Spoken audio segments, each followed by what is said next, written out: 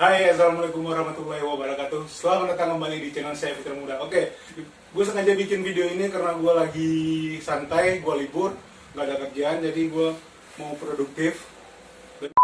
Menyimpang dari obrolan kita yang bagaimana cara pengalaman lu kuliah sampai kita ngobrolin pertemanan itu adalah sebuah pekerjaan. Ya, istilahnya itu kan pengalaman gue juga ya. Pengalaman istilahnya itu pengalaman kita juga. Sampai kita juga kenal pun bukan karena kita Iya. bertemu langsung, tapi diperkenalkan sama teman yang sama. Teman sama akhirnya kita kenal, dan karena memang kultur kita di lingkungan pertemanan yang alhamdulillah masih normal, baik, Masih ya. cocok Dan lah, ya, cocok, ya, masih bisa- sejalan, masih sejalan. satu tujuan, satu Jadi prinsip kita lah. satu Jadi frekuensi. sampai walaupun teman itu teman hanya kenal dari teman dan teman yang lain, itu kita kayak udah saudara karena tadi ini satu frekuensi dan satu tujuan. Karena kita sama-sama anak rantau ya. Anak rantau, Jadi ya. sama-sama anak rantau itu kita istilahnya jangan sombong lah. Istilahnya kita saling bantu, saling support, dan jangan lu merasa diri lu lebih dari teman lu. Hilangin itu. Jangan lu merasa diri lu lebih dari teman. Gue mau tanya lo, Fit, lu masa-masa lu paling sulit di zaman lu kuliah tuh apa sih? Dulu gue pernah mau berhenti kuliah ya. Tuh gue kembali lagi cerita sama Fauzan itu. Gue dulu waktu kuliah hampir nggak mau lanjut karena biaya kuliah gue, maksudnya abang gue, kakak gue itu tuh waktu itu belum gajian, dan waktu itu tuh hari terakhir buat gue bayar kuliah. Kalau enggak gue harus istirahat dong. Cuti lah ya. Harus cuti. Kalau gue nggak bayar hari itu gue harus cuti. Nah, di saat itu gue udah mutusin nih, gue nggak mau nyusahin lagi, maksudnya nggak usah lah, gue mau ngadu ke siapapun, gue bullshit lah, kata gue mau ngadu ke siapapun, gue nggak ambil pusing, gue tenang, gue nggak terus Fauzan ngajak ya, Fit, bayar uang kuliah yuk. Terus gue mikir, gue aja kuliah, kata gue kan. Terus gue Oh, jadi pas si Fauzan ngajak lu bayar kuliah, lu berpikir ya gimana gua teman lu, gua aja masih belum bayar kuliah nih ya. Iya. Cuman lu nggak enak ngomong si Fauzan. gak enak gue ngomong sama dia. Terus gue bilang, yuk gue temenin lu sendiri yuk yang bayar, kata gue. Lu bayar sendiri dulu ya, gue nanti aja gue iya. daftar ulang, kata gue. Terus dia mungkin tahu ya, tanpa gue kasih tahu mungkin dia tahu. Ya udah, pakai duit gue dulu, katanya. Terus gue mikir dong, terus kapan nih gue bayar? Kalau gue gak usah aja, gak usah, kata gue kan. Si Fauzan itu langsung nawarin percaya segitu sama lu gitu. Emang iya. Karena memang tadi lu memang udah berteman lama ya. Berteman lama. Nah, itu. Bayar dulu, Fit, pakai duit gue dulu, Fit, istilahnya. Dia pakai duit dia dulu untuk bayar uang kuliah kita berdua. Gue bilang, kagak usah Jon, gue nanti aja Jon, nanti, kata gue kan. Nah, bayar aja, ngapain balik-balik gitu. Terus gue mikir lagi, kan gue bayar pakai apa ya? Terus dia bilang kayak gini ke gue, lu jangan pikir bayarnya, yang penting kita daftar ulang dulu, selesaiin semuanya dulu, itu urusan belakangan kan. Nah, di situ tuh gue hampir berhenti loh. Kalau gue gak bayar hari itu, gue bakal cuti, dan gue gak bakal bisa lanjut ke semester selanjutnya. Itu sih bagi gue yang maksudnya di saat gue harus bayar uang kuliah, gue lagi sulit, gue nggak ada uang, dan abang gue belum gajian, jadi gue nggak bisa paksa abang gue untuk bayar sekarang, karena ini juga pusing. Dan gue juga nggak bisa minta sama orang tua gue. Jadi tuh di semester awal-awal ya, waktu lu belum kerja atau gimana? Itu sebelum gue kerja, itu Oh, di semester 2 ya, semester 2 kan sulit. Dan Setelah gue belum kerja. setelah pengalaman lu pengalaman pahit lah ibaratnya ya, kita di deadline waktu pembayaran kuliah tapi lu masih belum pegang uang untuk biaya kuliah yang tadi, dan akhirnya dari keadaan yang genting seperti itu, maka ada aja nih teman-teman baik. Mungkin kalau kita nggak ingat atau kita nggak sengaja, kita pernah nolong orang itu sebenarnya dulu, teman kita keikhlasan ini kita nggak merasa itu sesuatu yang besar ya, tapi bagi orang yang diberi pertolongan itu dia akan mengingat terus nih. Makanya itu pentingnya kita berbuat baik sesama itu tanpa ada pamrih.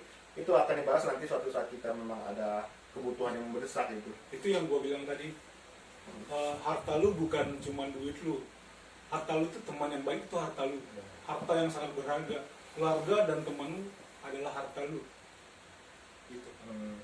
Gue mau itu waktu lu memutuskan untuk kerja itu bagaimana sih pertimbangan lu untuk wah gue harus kerja ini Sementara kan lu juga kuliah, banyak kan orang bilang kalau lu kuliah sambil kerja, lu harus ngubah salah satu, nanti kuliah lu yang nggak fokus atau kerja lu yang berantakan gitu katanya. Nah tapi kalau saya lihat dari Fitra ini, dia kerja di Sportation dulu pernah, kerja di Mitsubishi juga pernah ya sebagai sales juga ya. Dan saya emang salut lihat Fitra dari dulu, dari saya kenal dia, memang dia itu seorang orang pekerja keras terus tanpa ada ngeluh lah. Sebenarnya walaupun dia kuliah sambil kerja, ya jalannya aja hidup lu. Selagi lu juga masih sehat dan kuat muda, dan lu anak laki-laki, lu nggak boleh manja bro. Selagi enjoy lu jalanin. Iya. Sesuatu yang lu jalanin itu dengan ikhlas dan istilahnya bukan tanpa paksaan ya. Lu ikhlas, lu relax jalan, pasti lu nggak bakal merasa terbebani gitu. Yang penting lu ikhlas demi masa depan lu atau demi orang tua lu nggak bakal kebebani gitu. Jadi lu ikhlas, tujuan lu kuliah selesai dan lu akan dapat kerja. Walaupun lu kuliah sambil kerja, jika lu ikhlas, lu nggak bakal kebebani dengan hal itu semua gitu. Tapi banyak juga orang berpikir gini, Pit. Nah, gue kuliah yang benar nih, kuliah yang benar itu dalam arti benar mereka ini dalam akademik kali ya, akademik, pinter, makan sampai menghalalkan segala cara untuk mendapatkan nilai tinggi, ya fine aja. Tapi ingat, di realita kehidupan lapangan kerja itu bukan hanya sekedar nilai di atas ijazah lu, tapi bagaimana cara komunikasi lu, bagaimana relationship lu terhadap hubungan seseorang gitu ya yang dinilai. Dan saat interview, gue berbagi sering kisah interview itu bukan hanya kecerdasan akademik lu yang diminta oleh perusahaan ya, tapi tadi ini bagaimana lu problem solving lu gimana, komunikasi lu bagian gimana, terus pengetahuan lu tentang perusahaan yang mau masukin tuh seberapa jauh. Nah intinya kalau pengen maju gitu jangan memikirkan penilaian orang dulu ya kali ya. Jadi misalnya kayak lu mau bikin YouTube dulu, mungkin awal-awal lu mungkin ragu juga ya, mau bikin konten apa, apakah ditonton orang atau nanti malah jadi suatu bahan cemooh orang ya. Tapi itu no problem, karena itu memang proses dalam hidup. Dan lu ibarat kalau lu nggak akan tahu sebelum mencoba. Jadi jangan lu bilang gagal dulu atau lu udah berhasil dulu kalau belum ada lu ngelewatin proses. Nah proses itu mungkin penting nih. Kita balik lagi ke zaman kuliah, lu proses dari lu kerja, lu kuliah sampai akhirnya lu wisuda, dan lu sekarang ada di Jakarta. Bagaimana proses lu melatih tahap-tahap dalam hidup lu tuh yang ingin gua gali di sini. Lu dari lu kerja di pertama tuh Sportation, Mitsubishi. Kan setahu gua dulu, kan gua duluan ke Jakarta pada dulu ya. Waktu gua ke Jakarta dulu kan beda setahun, berapa tahun sih kita, setahun setengah ya? Setahun lebih. Lu ya setahun setengah kita bedanya. Gua dulu pernah bukan pernah, tapi gue ngeliat di instastory-nya Fitra itu dia pernah main film. Nah, bayangin tanpa tamu ini pernah main film horor dulu gitu ya. Enggak, itu cuma sebuah project yang itu dari dari kreator Padang ya, Sumatera Barat. Itu salah satu kreator yang di Sumatera Barat, itu namanya ada Brian ya namanya, itu sutradaranya. Maksudnya kita dulu ada sebuah project untuk bikin film horor. Nah, kenapa film itu nggak lanjut? Karena gue harus pindah ke Jakarta karena tuntutan kerja gue. Jadi, bentar, gue foto. Lu milih pekerjaan di Jakarta daripada lu lanjutin ibaratnya itu profesi dalam bidang seni ya.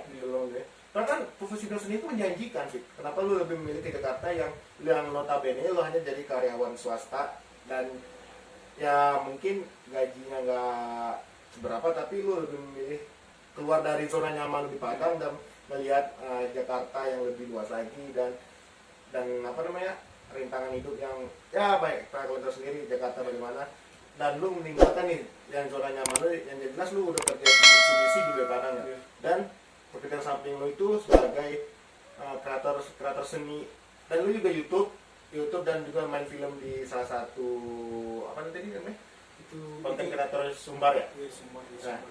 Maksudnya itu maksud salah satu konten kreator Sumbar itu namanya Brian. Oh Brian brand entertainment ya. Iya, namanya yang punya sutradara Brian. Oh Brian. Maksudnya itu project awal ya, kan kita itu ngerintis dulu. Kalau ngerintis pasti belum dapat hasil ya. Oh iya. Itu baru episode pertama Itu episode pertama, dan gue juga udah baru diterima di perusahaan gue yang kerja sekarang. Gue serempak diterima, yang gue terima di sini, terus gue juga barengan ya, dapat project di sini. Nah, sebelum gue harus pindah ke Jakarta, gue harus nyelesain yang episode pertama ini, gue harus nyelesain. Dan gue mau nggak mau ya harus gue tinggalin yang ini, karena gue ini juga udah tekan kontraknya, maksudnya kontrak di atas materai. Kalau dalam buat kreator itu nggak ada kontrak di atas materai, cuman lu satu episode doang. Mungkin nggak lanjut ya, karena mungkin ada beberapa hal nggak tahu juga gue. Berarti waktu lo terima job dari pembuatan film horor ini, lo belum ada kontrak untuk berapa episode ke depan ya? Nggak ada, itu karena itu baru berdiri juga istilahnya. Baru. Ya, manajemennya baru berdiri istilahnya. Memang baru perusahaan baru. Perusahaan sebuah istilah production gitu loh. Itu ya, sebuah apa namanya?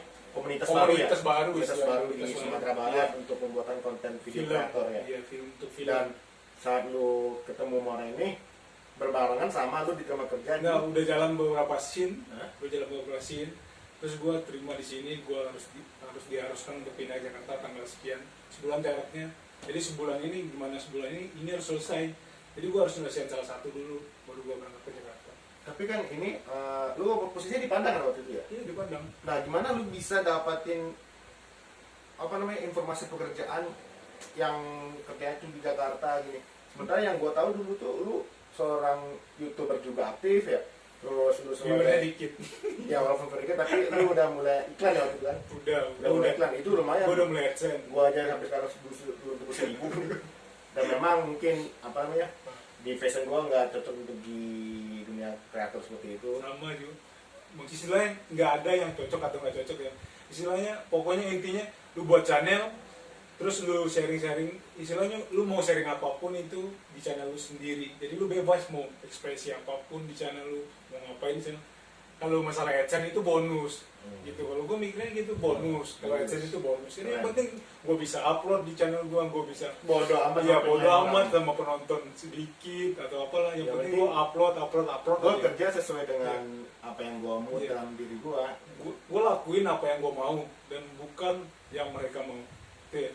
Mana lu akhirnya memutuskan untuk ke Jakarta tuh? Sebenarnya kan kalau gue nilai dari pribadi gue, ngelihat dari Padang tuh mungkin udah dalam zona nyaman lah kehidupan lu ya. Lu juga kerja di Sales Mitsui, walaupun mungkin kata lu ada keluhan masalah gapok ya, tapi kan sekali lu penjual kan lu bisa untuk hidup 3 bulan sih kan. Dan lu juga gue dengar lu di Padang juga udah ambil mobil dan nge-grab ya. Iya. Nge-grab. Nah itu pengalaman Fitra yang paling gue suka itu, dia tuh nggak cuma satu pekerjaan, puas dengan satu pekerjaan, tapi dia tuh ibaratnya kata orang, jangan tutup keran lain kalau keran lain bisa dibuka. Itu makanya jangan tutup rezeki lain kalau rezeki lain mesti bisa dibuka.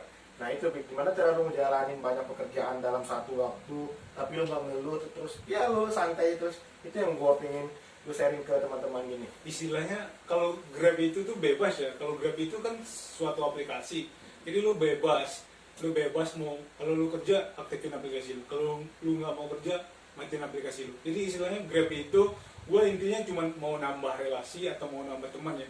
Nanti kalau gue gabung nih di komunitas yang GrabCar, jadi gue di sana tuh bisa dapet nama. Gue kan waktu itu udah jadi sales mobil ya di satu perusahaan di Padang. Jadi gue sengaja ikut GrabCar biar gue dapat uang tambahan, terus gue dapat relasi, dan gue dapat nasabah untuk yang beli mobil dari lu teman gue Grab. Fit, abang gue ada mau ambil ini, itu sebuah relasi loh.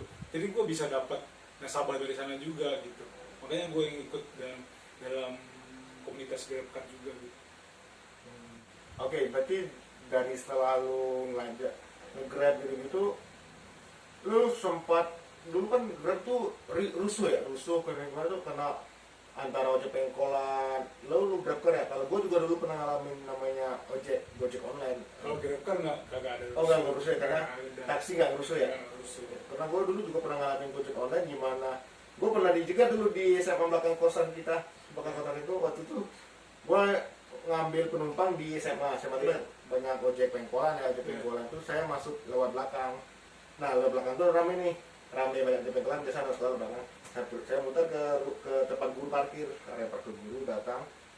Terus HP saya ditodong, ini mana HP lu? Dia nggak percaya kan kalau gua nih jemput adik, gua bilang tuh jemput adik gua di sekolah ini. Gak percaya gua, sini lu HP lu mana kan? Gua tunjukin HP gua, ada nih aplikasi Gojek. Nah situ dia ketangkap, terus dia nanya, saya juga bilang ini Pak, kebetulan kan Pak RT kita kan mantan preman dulu ya.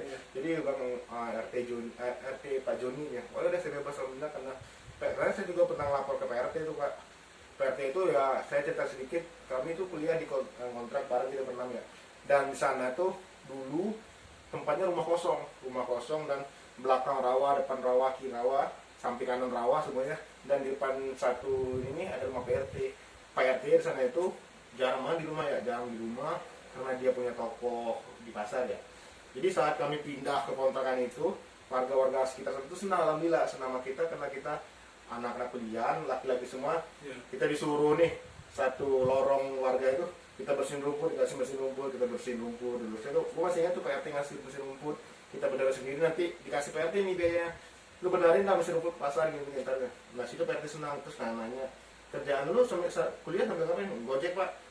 Kalau lu Gojek, kalau ada yang nyegat lu ojek-ojek yang keluar di sana nih, bilang ke gua ya. Nah kebetulan setelah itu saya memang digat sama ojek pengkol saya bilang RT Pak John. Nah bilang mereka tuh takut sama itu karena memang kutip RT-nya gaul lah gitu. Jadi saya bebas, alhamdulillah itu. Nah kita karena kita baik di lingkungan ini, jadi orang memberikan kepercayaan dan nanti akan ada pertolongan sih tanpa kita ketahui gitu.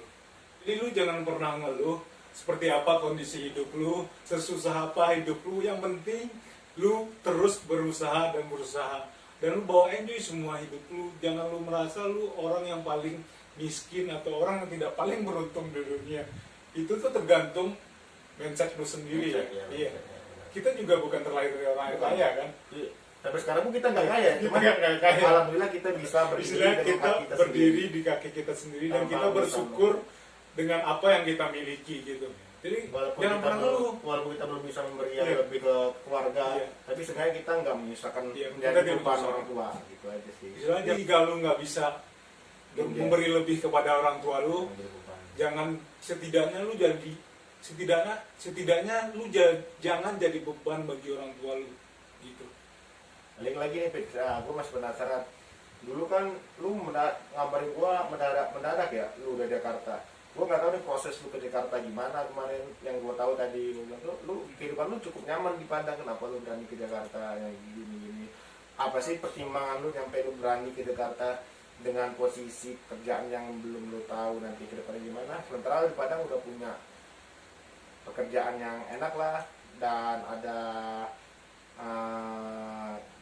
saya secara sampingan seperti kayak Grab. Jadi apa sih yang menjadi pertimbangan lu tuh ke Jakarta tinggalin semua kegiatan aktivitas lu di Padang? Sebenarnya mungkin teman-teman yang kerja di Mitsubishi tahu ya, istilahnya kerja di Mitsubishi itu nggak semuanya enak. Lu cuma punya gaji kecil, gue nggak bisa nyebutin karena itu internal juga ya. Internal itu ada rahasia di dalam hal itu. Tapi walaupun gaji kecil kan, tapi insentif yang dikejar ya. Insentif besar. Ya. Semua marketing pasti insentif besar. Apapun itu perusahaannya.